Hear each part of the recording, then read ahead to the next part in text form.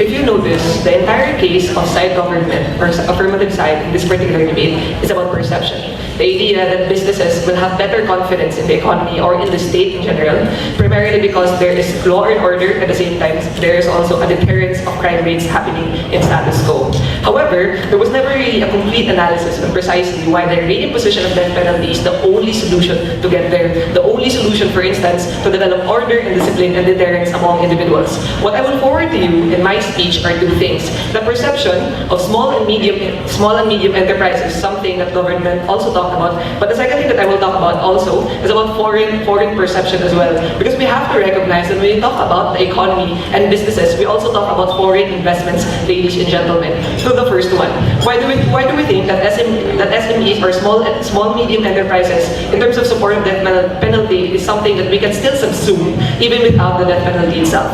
Because notice that the argument that the interest that the SMEs have in terms of death penalty is the promotion of order and discipline and deterrence. Let's talk about the first thing. In terms of order and discipline, my first speaker already talked to you about how we can always transfer the political capital used to promote the death penalty to improving the justice system.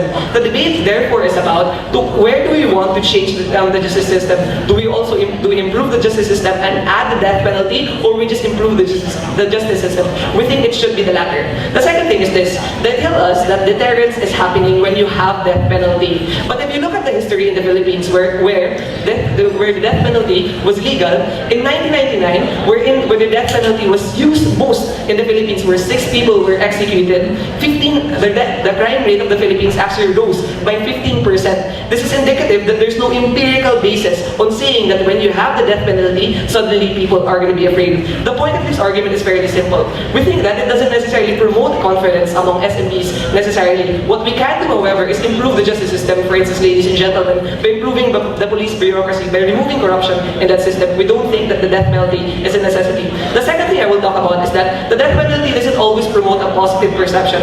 And this is where I will talk about how foreign investments see us. Because the argument coming from them, again, is about law and order The idea that when you have Duterte, for instance, having a tough stance on crime, so that businesses outside will necessarily invest. I think my first speaker already talked to you about how it necessarily harms our trade agreements with for instance, EU. But what I will talk about are three things. The first one is, if you notice how Western media portrays the death penalty in the Philippines, it necessarily portrays the death penalty in a negative manner.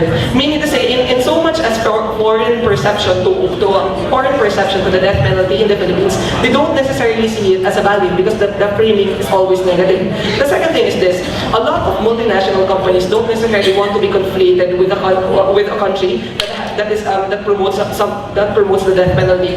You see, for instance, in Vietnam, where pharmaceutical companies have already withdrawn, for instance, some of their medicines to promote the death penalty because they don't want to be conflated or become complicit to the harms, complicit to the ethical conundrum of the death penalty. The third thing is this: if you notice as well, MNCs operate according to facts. This means that they go beyond perception, but look at as well whether or not it's really true that there is actually order and discipline happening on the ground. But as I talked to you a while ago, that deterrence is not necessarily happening when you talk about the death penalty.